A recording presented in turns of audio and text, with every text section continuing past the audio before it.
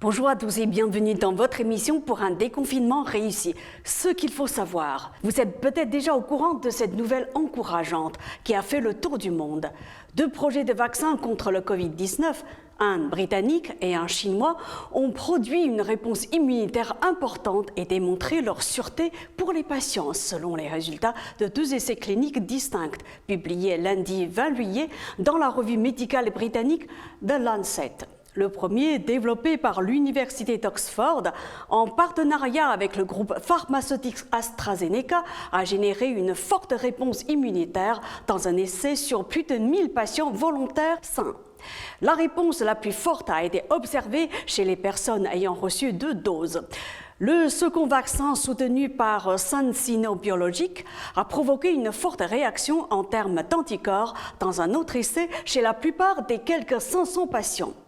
Le vaccin britannique, appelé AZ1222, a été testé sur 1077 adultes en bonne santé âgés de 18 à 55 ans et n'ayant pas d'antécédents de Covid-19. Il reste encore beaucoup de travail à faire avant de pouvoir confirmer si notre vaccin aidera à gérer la pandémie de Covid-19. Mais ces premiers résultats sont prometteurs, a déclaré Sarah Gilbert, chercheuse à l'Université d'Oxford, qui a mis au point le vaccin.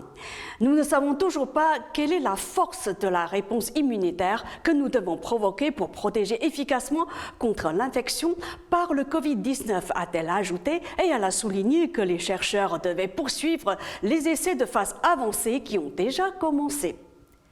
Ces essais cliniques sont encore dans une phase préliminaire et leur efficacité devrait être établie dans un essai de phase 3 sur un nombre de participants plus important avant d'envisager leur commercialisation à grande échelle. AstraZeneca a signé des accords avec des gouvernements du monde entier pour fournir le vaccin s'il s'avère efficace et obtient l'approbation réglementaire. La société a déclaré qu'elle ne chercherait pas à tirer profit du vaccin pendant la pandémie. De plus, ce type de vaccin peut être fabriqué facilement à grande échelle. C'est une nouvelle très positive. C'est un grand bravo à nos brillants scientifiques et chercheurs de renommée mondiale, a tweeté le Premier ministre britannique Boris Johnson. Le vaccin d'Oxford et celui de CanSino sont basés sur un adénovirus modifié qui ne se réplique pas, ce qui les rend plus sûrs, notamment pour les patients fragiles. Aucun des 2 essais n'a enregistré d'effets indésirables graves. Les effets secondaires les plus observés ont été de la fièvre, de la fatigue et une douleur au point d'injection du vaccin. Après les avancées annoncées de 2 projets de vaccins contre le Covid-19, l'un britannique, l'autre chinois, Odile Lenné, infectiologue à l'hôpital Cochin à Paris, a déclaré « Ce sont des données très importantes pour la mise au point du vaccin. Ces 2 vaccins permettent que les gens qui les ont reçus fabriquent des anticorps qui sont dirigés contre le coronavirus.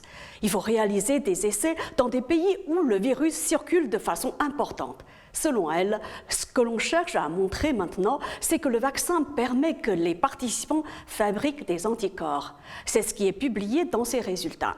La question qui se pose maintenant, c'est de savoir si ces anticorps permettent d'éviter l'infection ou de contrôler dans tous les cas l'infection ou d'éviter des formes sévères. Pour cela, les chercheurs vont comparer le nombre d'infections, la gravité de l'infection chez des personnes qui ont été vaccinées ou chez celles qui n'ont pas été vaccinées mais qui ont reçu ce qu'on appelle un placebo, c'est-à-dire l'équivalent du vaccin mais sans principe actif.